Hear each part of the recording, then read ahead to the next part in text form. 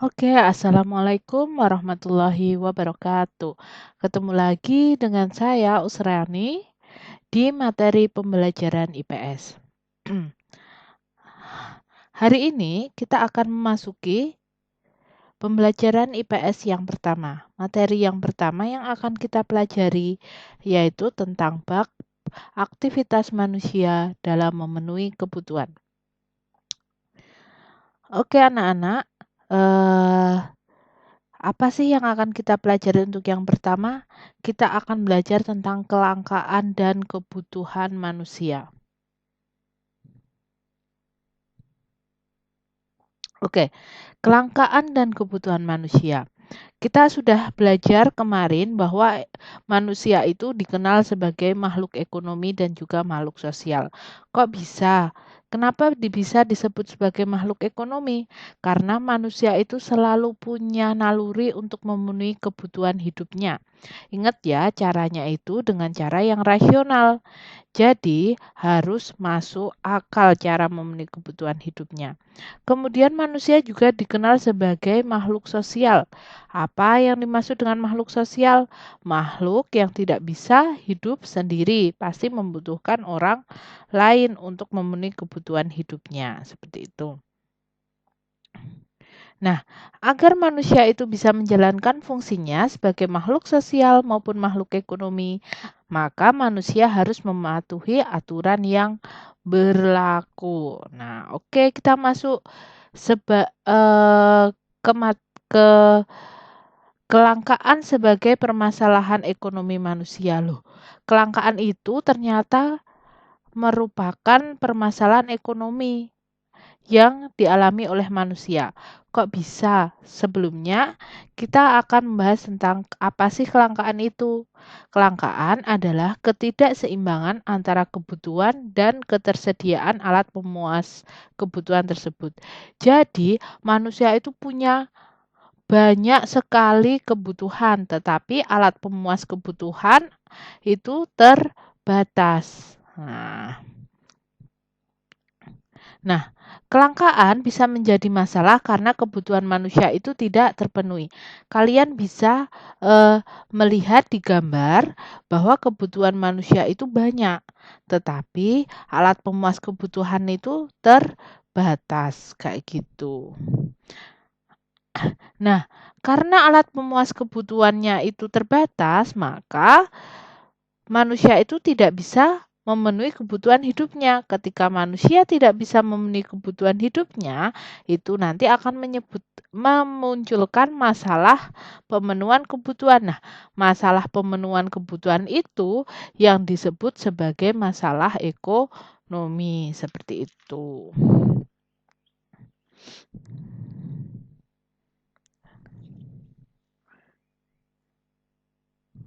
Nah, oke, kita lanjut ke kebutuhan manusia. Kebutuhan manusia itu apa sih? Kebutuhan manusia adalah suatu keinginan terhadap suatu barang atau jasa yang menuntut adanya pemenuhan. Apabila tidak dipenuhi, maka akan mempengaruhi kehidupan. Kalian bisa dilihat di gambar. Seorang manusia itu butuh yang pertama ada makan, ada laptop, gadget itu butuh misalnya untuk bekerja. Terus ada orang beribadah, itu ya, itu berarti manusia juga butuh agama, butuh kumpul dengan keluarga, butuh rekreasi, butuh rumah. Nah, kebutuhan manusia itu sangat banyak anak-anak. Ingat, ketika tidak dipenuhi maka akan mempengaruhi kehidupannya. Nah, macam-macam kebutuhan manusia dapat dibedakan menjadi banyak sekali. Yang pertama itu kita akan belajar tentang menurut intensitas atau tingkatannya. Itu dikatakan atau menurut tingkatannya itu dibagi menjadi 3. Kebutuhan primer, sekunder, dan tersier. Ini ya. Ada primer, sekunder, dan tersier. Nah, kebutuhan primer itu misalnya apa? Misalnya ini, rumah. Nah, itu kebutuhan primer. Makan. Nah, gambar buah-buahan itu merupakan kebutuhan primer. Sekunder. Contoh kebutuhan sekunder itu apa aja? Nah, kebutuhan sekunder itu kebutuhan yang harus dipenuhi setelah kebutuhan primer itu dipenuhi. Misalnya perabot rumah tangga, radio, arloji, laptop, gadget. Nah, seperti itu. Kalau kebutuhan tersier itu kebutuhan akan barang mewah, misalnya itu mobil. Nah, gadget itu bagi sebagian orang juga merupakan eh, barang mewah, tetapi nanti kita akan belajar. Jadi kebutuhan manusia itu berbeda-beda. Nanti ada yang mobil itu bisa barang mewah eh, buat saya misalnya, tetapi bisa jadi mobil itu merupakan barang sekunder untuk eh, kalian kayak gitu. Itu bisa aja terjadi. Jadi nanti akan ada beberapa faktor yang mempengaruhi kebutuhan manusia. Nah, yang kedua, kebutuhan bisa dilihat berdasarkan sifat jasmani dan juga rohani. Nah, kebutuhan jasmani itu memberi kepuasan pada badan atau jasmani, misalnya berolahraga, terus menjaga kesehatan, pergi ke dokter, sikat gigi supaya tidak sakit. Nah, itu namanya kebutuhan jasmani. Kalau kebutuhan rohani itu kebutuhan yang dirasakan untuk kepentingan jiwa manusia. Jadi, misalnya contohnya beribadah, rekreasi. Nah, itu kan untuk kebutuhan rohani ya atau jiwa. Terus pendidikan, membaca buku. Nah, itu kebutuhan rohani. Nah, terus kebutuhan itu yang ketiga bisa dibedakan menjadi berdasarkan waktu penggunaannya. Itu ada kebutuhan sekarang dan masa yang akan datang. Kebutuhan sekarang itu kebutuhan manusia yang harus segera dipenuhi pada saat dibutuhkan. Jadi saat itu juga. Misalnya apa? Ada yang tahu kalian? Misalnya, saya lapar, Usrani lapar. Nah, maka Burani itu butuh makan kayak gitu. Terus misalnya contoh yang lain, minuman sangat dibutuhkan bagi orang yang kehausan dan harus segera dipenuhi. Kalau tidak dipenuhi bisa menimbulkan penyakit, bahkan dehidrasi itu bisa menyebabkan kematian, misalnya seperti itu. Kalau kebutuhan yang masa yang akan datang itu eh, bisa ditangguhkan kepemenuhannya. Jadi, misal kamu butuh sesuatu tapi besok-besok aja nggak apa-apa. Nah, itu namanya kebutuhan yang masa yang akan datang. Contoh, seseorang saat ini bekerja untuk memperoleh uang, tetapi dia tidak lupa untuk menyisihkan uangnya untuk ditabung. Itu untuk ditabung. Nah, uang tabungan itu misalnya digunakan untuk biaya pendidikan di masa yang akan datang. Misalnya seperti itu menabung. Jadi ya contohnya. Terus yang terakhir, macam-macam kebutuhan itu bisa dilihat menurut atau berdasarkan subjeknya. Itu ada kebutuhan individual dan juga kelompok. Kebutuhan individual itu kebutuhan yang berhubungan langsung dengan perorangan, misalnya makan, minum, mobil, sepatu, kayak gitu, kacamata, jadi digunakan diri sendiri. Sedangkan kebutuhan kelompok atau kolektif itu kebutuhan yang dirasakan oleh seseorang kelompok secara bersama-sama dan pemenuhannya juga dilakukan secara bersama-sama. Misalnya, fasilitas umum seperti rumah sakit, jalan, jembatan, sekolah, pasar, seperti itu. Jadi bisa digunakan secara berkelompok atau banyak orang seperti seperti itu. Kalau individual hanya khusus pribadi kayak gitu. Oke, lanjut. Nah, banyak yang mempengaruhi perbedaan kebutuhan manusia. Yang pertama, jenis kelamin kok bisa berbeda. Misalnya, oh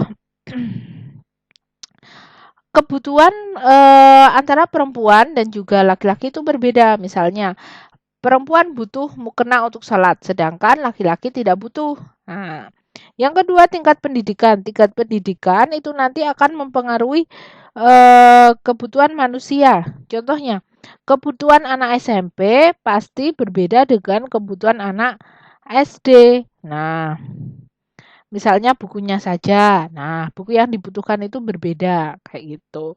Terus yang ketiga, yang mempengaruhi perbedaan kebutuhan manusia adalah lingkungan tempat tinggal. Misalnya, orang di daerah pegunungan itu berbeda kebutuhannya dengan mereka yang tinggal di pantai. Misalnya, orang di pegunungan butuh jaket yang tebal untuk menghindari hawa dingin.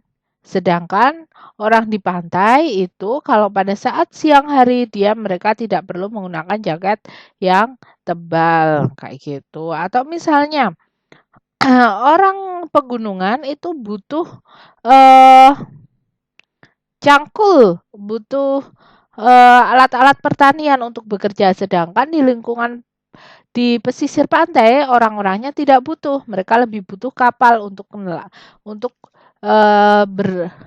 mencari ikan di laut kayak gitu misalnya. Terus yang mempengaruhi faktor perbedaan kebutuhan manusia yang keempat yaitu kemajuan ilmu pengetahuan dan juga teknologi. Jadi eh kemajuan ilmu pengetahuan itu bisa menyebabkan adanya penemuan baru, sehingga itu bisa mempengaruhi orang untuk memiliki, sehingga butuh untuk produk baru. Misalnya, dulu kalau bajak sawah itu pakai hewan, sekarang karena udah maju ilmu pengetahuan dan teknologinya, maka manusia atau petani itu pada butuh sama traktor kayak gitu. Yang kelima, tingkat pendapatan. Nah, tingkat pendapatan seseorang itu akan mempengaruhi kebutuhan manusia seperti yang saya jelaskan tadi. Misalnya, mobil bagi sebagian orang yang berpenghasilan atau pendapatannya tinggi itu merupakan barang sekunder, barang yang biasa aja, bukan barang mewah. Nah, sedangkan bagi orang-orang yang berpenghasilan rendah eh, itu merupakan kebutuhan yang tersier atau kebutuhan barang mewah jadi sulit terpenuhi kayak gitu. Yang keenam, status sosial. Jadi semakin tinggi kedudukan seseorang di masyarakat biasanya semakin beragam dan bertambah kebutuhan. Misalnya, Pak Presiden itu butuh pengawal, sedangkan saya sebagai seorang guru itu tidak perlu pengawal seperti itu misalnya. Perbedaan selera yang terakhir. Perbedaan selera itu akan mempengaruhi kebutuhan manusia juga. Kenapa? Karena yang setiap orang itu punya selera yang berbeda-beda. Misal Raihan suka warna biru, maka dia akan membeli tas warna biru. Sedangkan Anissa itu suka warna pink, maka dia akan membeli tas warna pink seperti itu. Nah, sekarang kita masuk ke alat pemuas kebutuhan manusia. Apa sih alat pemuas kebutuhan manusia itu?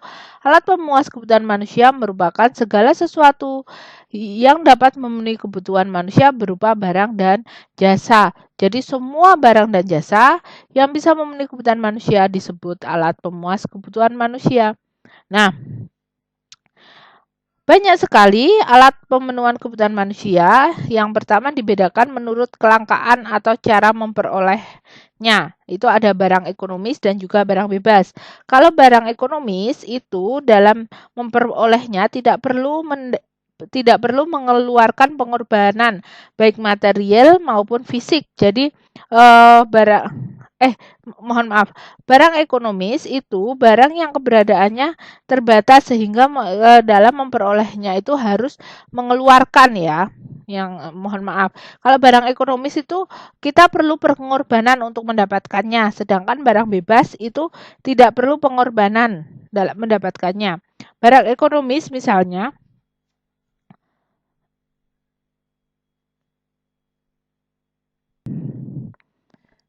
Oke. Ingat ya, kalau barang ekonomis itu perlu pengorbanan. Misalnya uang atau tenaga untuk mendapatkannya. Sedangkan kalau barang bebas itu tidak perlu pengorbanan. Barang ekonomis misalnya sepatu, air mineral, baju. Nah, seperti itu. Sedangkan barang bebas itu misalnya sinar matahari, udara, air, kan kita nggak perlu beli tuh. Nah, itu namanya barang bebas. Menurut hubungannya dengan barang lain, alat pemuas kebutuhan manusia itu dibedakan menjadi barang substitusi dan komplementer. Kalau substitusi itu barang yang dalam penggunaannya saling dapat menggantikan dengan barang lain. dengan syarat barang tersebut memiliki kegunaan yang sama. Contohnya, nasi. Nasi itu bisa diganti dengan singkong. Kenapa? Karena sama-sama karbohidrat. Terus, misalnya, gula merah bisa digantikan dengan gula putih karena sama-sama fungsinya sebagai pemanis seperti itu. Kalau sedangkan barang komplementer itu barangnya itu tidak bisa saling menggantikan karena barangnya itu saling melengkapi. Misalnya, motor tidak akan jalan kalau tidak ada bensin. Nah, kompor tidak mau menyala jika tidak ada gas. Kalau kompor minyak tidak bisa menyala kalau tidak ada minyak. Seperti itu. Karena sifat kedua barang itu saling melengkapi atau komplementer. Menurut tujuan penggunaannya, alat pemuas kebutuhan manusia itu dibedakan menjadi barang produksi dan juga barang konsumsi. Nah, barang produksi itu barang yang berupa modal karena barang ini tidak dapat langsung memenuhi kebutuhan manusia, tetapi harus diproses dahulu. Misalnya, lahan, mesin, gedung, kayak gitu. Kalau barang konsumsi itu barang yang sudah siap atau secara langsung bisa memenuhi kebutuhan manusia. Banyak ya, misalnya buku tulis yang langsung bisa kalian gunakan untuk menulis, untuk belajar. Terus terus misalnya pensil langsung bisa kalian gunakan. Terus sepatu langsung bisa kalian gunakan kayak gitu. Yang terakhir, alat pemenuhan kebutuhan itu bisa dibedakan berdasarkan proses pembuatannya. Ada barang mentah, barang setengah jadi, dan juga barang jadi. Kalau barang mentah itu barang yang belum dapat digunakan untuk memenuhi kebutuhan, tetapi harus melalui proses produksi terlebih dahulu. Tadi ya, sama. Misalnya padi. Padi itu belum bisa digunakan untuk memenuhi kebutuhan manusia secara langsung, maka padi itu disebut sebagai barang mentah. Karena padi itu bisa melengkapi kebutuhan manusia jika melalui proses dahulu, misalnya digiling dulu, terus dimasak, seperti itu. Kalau barang setengah jadi, barang atau alat pemuas kebutuhan yang masih dalam proses produksi. Contohnya, benang sebelum dibuat jadi kain, tepung sebelum dibuat kue. Contohnya seperti itu barang setengah jadi. Kalau barang jadi itu yang sudah siap digunakan untuk memenuhi kebutuhan. Misalnya, kalau benang dibuat kain, berarti yang barang jadinya adalah kain, kue, alat tulis, nasi, pensil, seperti itu namanya barang jadi. Kalau barang jadi itu langsung siap digunakan, seperti itu. Oke, lanjut. Kita akan belajar tindakan, motif, dan prinsip ekonomi. Tidak akan berlama-lama, tindakan ekonomi merupakan segala kegiatan manusia untuk memenuhi kebutuhan hidupnya. Tujuannya agar pengeluaran tidak melebihi pendapatan.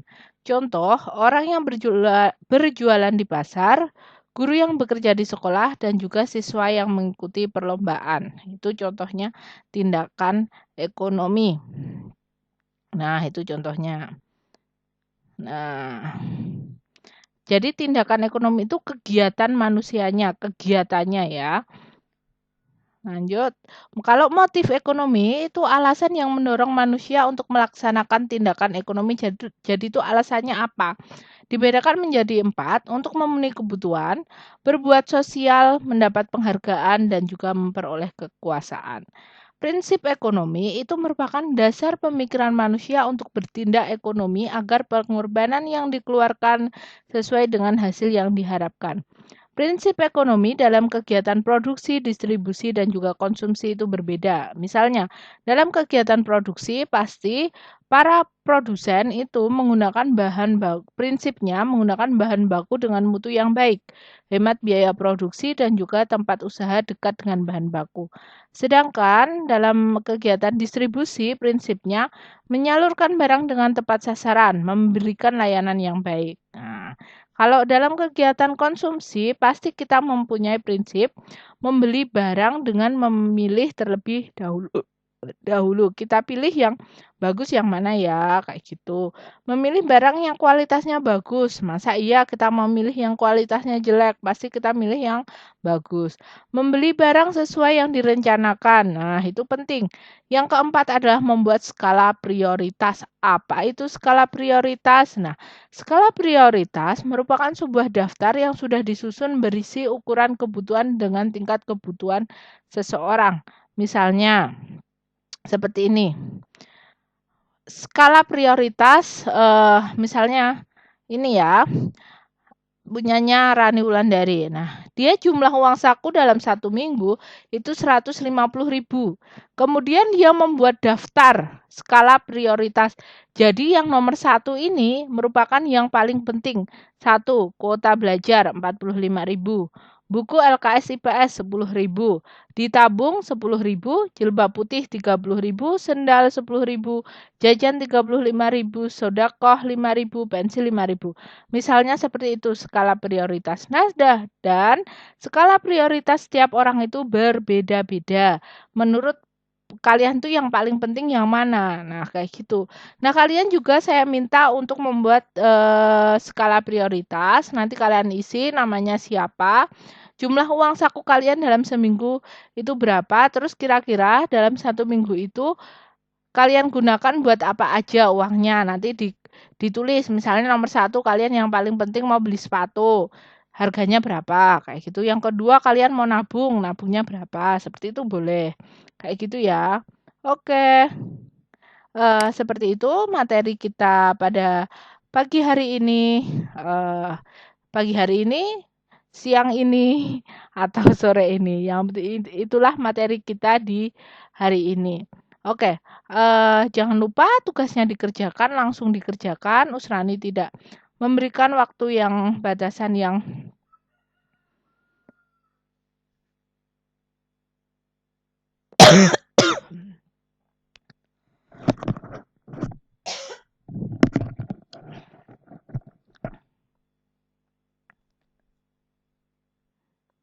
Usrani tidak memberi batasan waktu yang lama, segera dikerjakan, langsung jangan ditunda-tunda.